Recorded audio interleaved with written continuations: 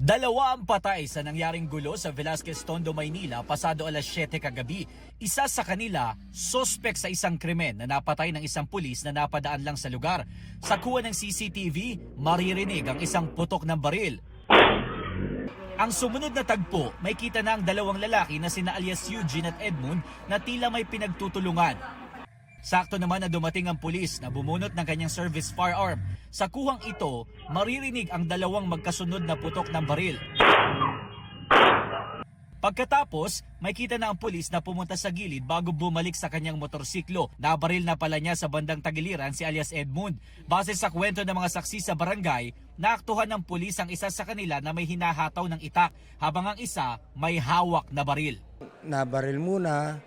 At the same time, pagkabaril, tsaka inundayan ng taga, nakita niyang may hawak ng baril, may hawak ng panaga, siya naman po tumugol lang sa kanyang trabaho.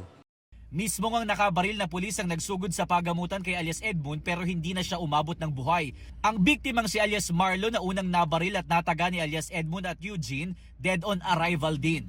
Na-recover naman sa crime scene ang itak na ginamit sa biktima. Hinahanap pa ang baril na ginamit ng dalawa. Sabi pa ng barangay, una nang nag-away noong isang gabi ang biktima at si alias Eugene. Inakala raw kasi ng biktima na siya ang pinagtatawanan ng grupo ng suspect habang nag-aaway sila ng dati niyang kinakasama. Yung sa pagbibigay lang po ng sustento niya sa anak niya. Akala niya po siya daw po yung pinagtatawanan. Pero hindi naman po talaga siya yung pinag-uusapan namin noon. Nagkasalubong rin daw ang dalawa noong madaling araw at nagtalo dahil naman sa unahan ng pila sa tricycle. Pagdating ng gabi, dito na umano muling nagtagpo si alias Marlon at Eugene kasama ang kanyang kapatid na si alias Edmund na pinaniniwala ang bumaril sa biktima base sa investigasyon ng pulisya.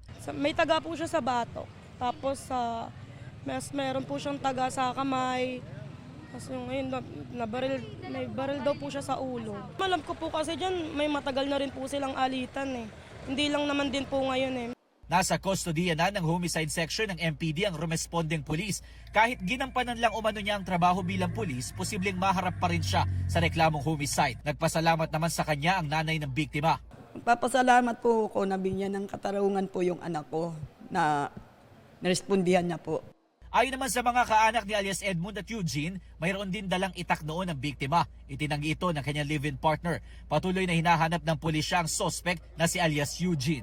Ito ang unang balita. Jomer Apresto para sa GMA Integrated News.